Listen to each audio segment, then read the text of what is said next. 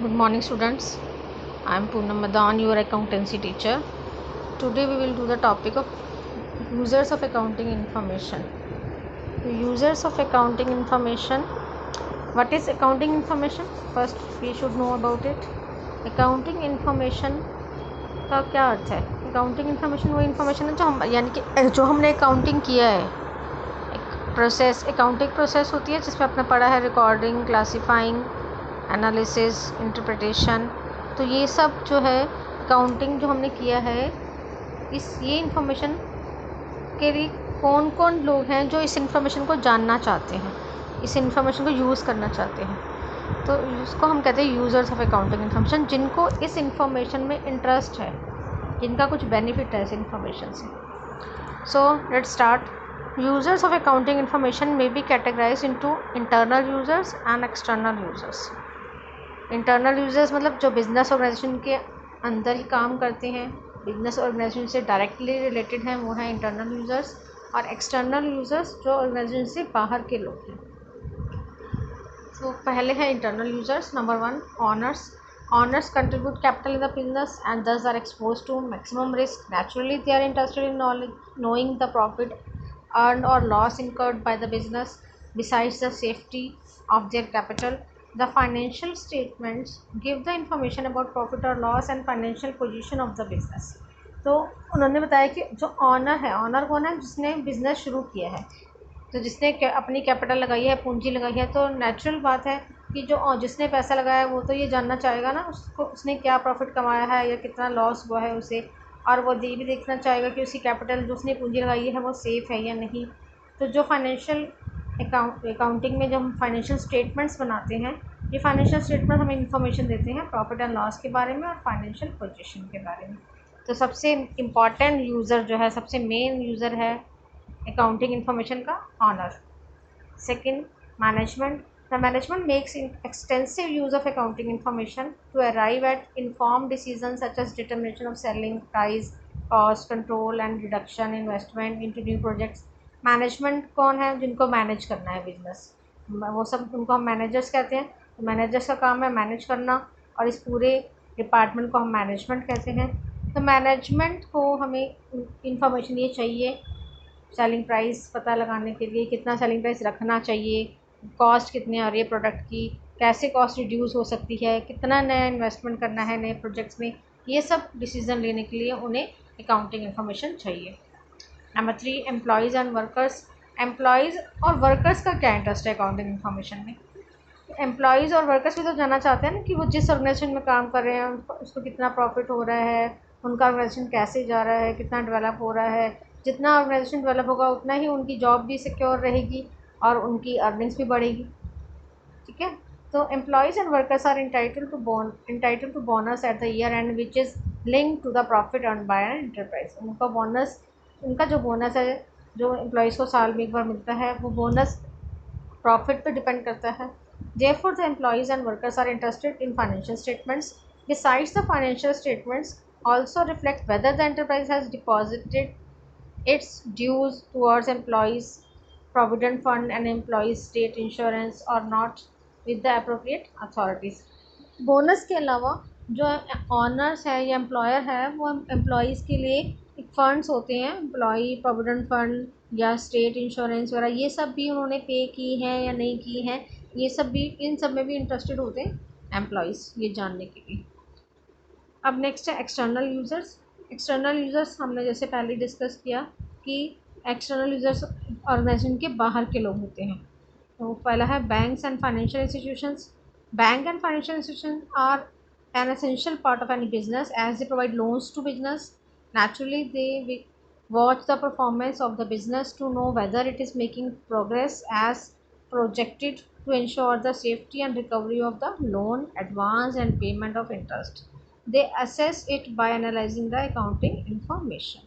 तो बैंक ये जानना चाहते हैं कि बिजनेस या जो इंस्टीट्यूशन है वो कितना ग्रो कर रहा है, क्योंकि उन्होंने बैंक्स जो है उन्हें लोन देते हैं ऑर्गेनाइजेशन को, तो वो ये इसमें इंटरेस्टेड होते हैं जानने में कि उनका लोन सेफ़ है या नहीं। Next, investors and potential investors. Investors वो हैं जिन्होंने ऑलरेडी इन्वेस्ट किया है बिजनेस में, और पोटेंशियल इन्वेस्टर्स वो हैं जो फ्यूचर में इन्वेस्ट कर सकते हैं। तो इन्वेस्टमेंट पर्पस के लिए वो इस इंफॉर्मेशन में इंटरेस्टेड होते हैं।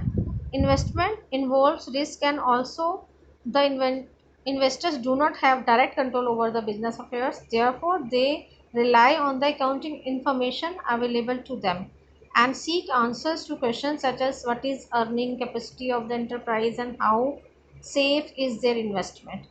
क्योंकि ये डायरेक्ट रिलेटेड नहीं होते, ये इन्वेस्टर्स वो उनका डायरेक्ट कंट्रोल नहीं होता बिजनेस के ऊपर, इसलिए वो सिर्फ अकाउंटिंग इन्फॉर्मेशन पे ही भरोसा करते हैं जो उनके सामने है।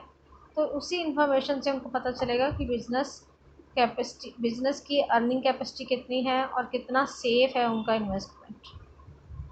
Number 3, creditors. Creditors are those parties वो सप्लाई गुड्स। क्रेडिटर्स वो होते हैं जो बिजनेस ऑर्गेनाइजेशन को उधार पे माल देते हैं। अब उधार देना, अगर अगर बिजनेस ने कैश उधार लिया है तो वो तो बैंक से ले सकता है, लेकिन क्रेडिटर्स उन्हें उधार माल देते हैं, जिनसे वो माल खरीद रहे हैं बिजनेस ऑर्गेनाइजेशन उनसे उधार माल ले रहे हैं, तो वो उस ऑर्गेनाइजेशन के क्रेडिटर्स हैं। It is common business practice that a large number of suppliers remain invested in credit sales before granting credit. Creditors satisfy themselves about the credit worthiness of the business. The financial statements help them immensely in making such an assessment। कह रहे कि ये तो एक common business practice हो गई है कि लोग जो है सप्लायर्स जो है उधार माल देते हैं, लेकिन उधार देने से पहले वो सेटिस्फाई होना चाहते हैं कि जिस बिज़नेस को वो उधार दे रहे हैं वो बिज़नेस का फाइनेंशियल स्टेटमेंट कैसा है, उनकी फाइनेंशियल पोजीशन क्या है, क्रेडिट वर्दीनेस कितनी है, मतलब उधार देने के वो लायक हैं या नहीं, उन पर भरोसा किया जा सकता है या नहीं।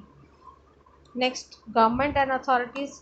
The government makes use of financial statements to compile national income accounts and other information। The information available to it enables to take policy decision। Government का क्या इंटरेस्ट है इस अकाउंटिंग इन्फॉर्मेशन में कि गवर्नमेंट इन्हीं इन्फॉर्मेशन के basis पर national income calculate करती है, और उसके अलावा जो गवर्नमेंट ने फ्यूचर के डिसीजन लेने हैं वो भी डिपेंड करते हैं इन अकाउंटिंग स्टेटमेंट्स पे। Government levies valid taxes such as custom duty, GST, income tax.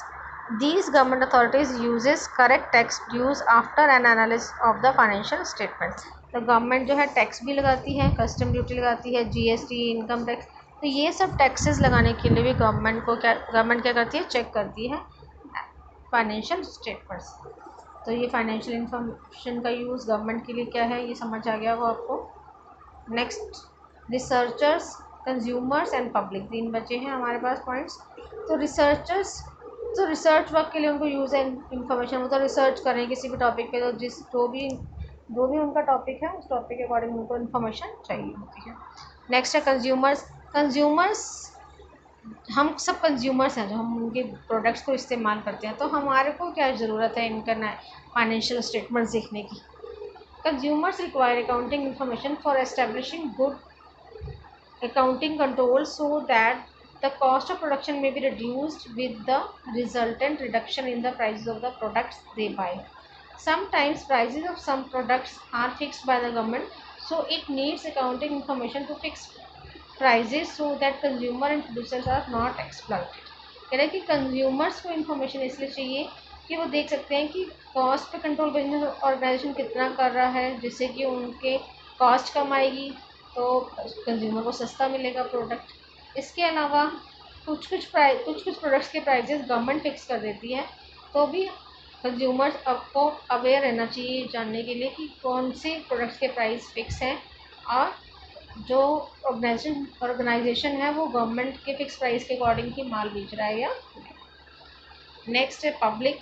They want to see the business running since it makes substantial contribution to the economy in many ways, employment of people, patronage to suppliers।